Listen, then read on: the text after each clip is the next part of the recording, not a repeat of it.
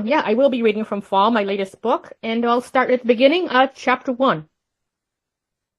Detective Harriet Foster stared at her son's killer. She told herself that she needed to see if he'd changed in the 4 years since she'd seen him last, but that wasn't it. The test was for herself. Could she look at him and despise him less? Could she be in the same room again with Terrell Willem and not feel rage and contempt and an ungodly impulse to forfeit everything she was to end him? Willem was here for a resentencing hearing. She was here to give another impact statement.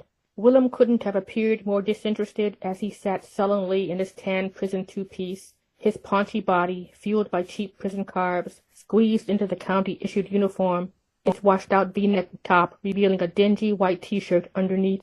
Foster stood at the front of courtroom 211 at the Cook County Courthouse, her hands resting on the lectern, but Willem wouldn't look at her. Slumped at the hearing table, dull eyes focused on his feet, he was here in body only. His lawyer, a young public defender, outwardly nervous, sat beside him, fiddling with papers, her bright green eyes, pixie-cut, and rosy cheeks strangely jarring in a place like this. Willem, now 22, had spent the last 5 years in prison for murdering her son Reg, but the look on the young man's dark face, the sneer, the vacantness of expression, told her that 5 years could have been 50 for all the difference they had made. No change. Terrell Willem was the same. Prison, free, here, there. He would always be this, and only this. She might have been able to bring herself to lament the loss of his potential, were it not for the fact that this waste had cost her the life of her 14-year-old son, her only child. But she was angry at more than Willem. Willem didn't amount to nothing on his own. Cognitively disadvantaged, he had been failed by a lumbering, inefficient school system, and by a mother who bore him at age 15 and hadn't a clue how to parent. Willem could barely read, had never held a job. He robbed and sold drugs and whatever else he needed to do to feed himself. His arms and neck were covered in violent tattoos that glorified death and killing and the gang to which he'd sold his soul. Detached from civility, devoid of remorse, Willem was a hard and nasty chaos machine with no conscience. Harry memorized his arrest record. She had learned all she could about Willem. She knew him by the sour twist of his thick, dry lips, saw him in the false bravado that had him leaning back in his chair, his long legs spread wide under the table, as though nothing worried him, as if he had no stake in what was being said or by whom. He was a child in a man's body, a child who hadn't been taught, who had been allowed to grow as a destructive weed might, and live like a feral dog that lurched undeterred from impulse to impulse. Willem had wanted Reg's bike, so he took it. But that hadn't been enough. He had to take Reg, too. Wasn't no big thing. People die all the time, dog. So what? Gave me the bike, but he was too slow giving up them good shoes, though. It's what he had said at trial. Then he chuckled, revealing 2 gold teeth. Foster still heard that chuckle in her nightmares. There had been sneers at the trial, too, and eye rolls. More blank looks. At what point during the proceedings Willem had appeared to fall asleep and had to be nudged awake by his lawyer. A bike or life, shoes or wallet, all the same to him. Harry stood with her back straight, her eyes on the killer at the table. She'd worn a black suit, her badge clipped to the belt at her waist, but hidden. Her gun, too. Both were tools of her trade, tools that defined her, marked her, steadied her hand. Resentencing. That's what they were here for.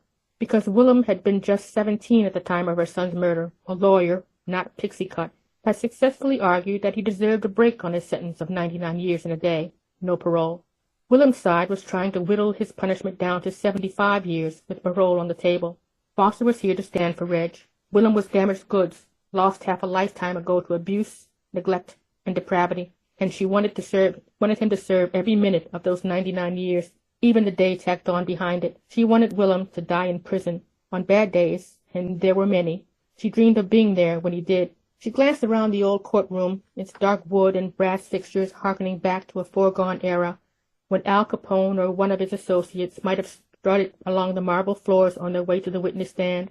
The room felt close and hot as heat hissed out of the heavy vents. The old-school building's answer to the February chill outside the heavy leaded windows. Harriet had been here a million times or more testifying in cases, doing her job, locking up killers like Terrell Willem. But what happened next in the rooms like this wasn't up to her. There were always lawyers and judges, always Willems. She scanned the room, glancing over the handful of observers that included her ex-husband in the first row, and Willem's mother and 2 sisters across the aisle in the back. as if they'd chosen the farthest point to sit for fear of recrimination. William's family looked just as hard, just as broken as he was, she thought. The meanness, the misplaced defiance, the confusion on their faces, an explanation for Terrell, but not an excuse. The room smelled of sweat and furnace and oiled leather from her holster and Ron's and the guards who'd brought Terrell in. She wasn't naive. She knew abuse was generational. She knew poverty and race played a part, and the lack of opportunity made up for the rest of it. That crime and gangs became the reality when there was nothing to counterbalance them, and that boys like Willem almost never made it past 30. She knew all this because she was charged with fixing it, or at least arresting it. She turned back to Willem, having memorized every line on his face from before. His was the last face her son had seen, and knowing that made it difficult for her to sleep. Willem could have taken the bite, the shoes. He didn't have to take Reg, but he did. He did because Reg meant nothing, because life held no great value, because imprisoned or free, 99 years or 75 was all the same. When you're ready, Miss Foster, Judge Soresti said gently. He didn't have to identify her as a cop. Everyone knew it. But she wasn't here in that capacity. She was here as the mother of a murdered son. She pulled her eyes away from Willem and stared at the statement she'd written. The edges of the single sheet of paper curled and damp with her sweat. These were her reasons for wanting Willem to stay where he was. 99 years felt like justice. 75 felt like compromise.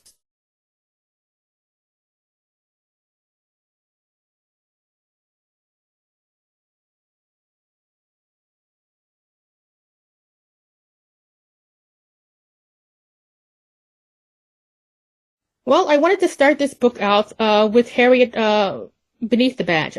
She's a cop and she's working the mean streets of Chicago, but she's also got that other half of her, the wounded part. And I wanted to start the book off there. This is not Harriet the cop. This is Harriet the mom grieving.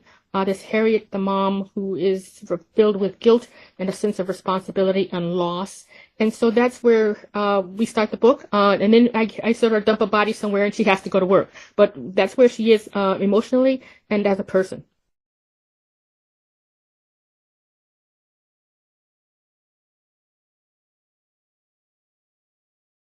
Thank you so much.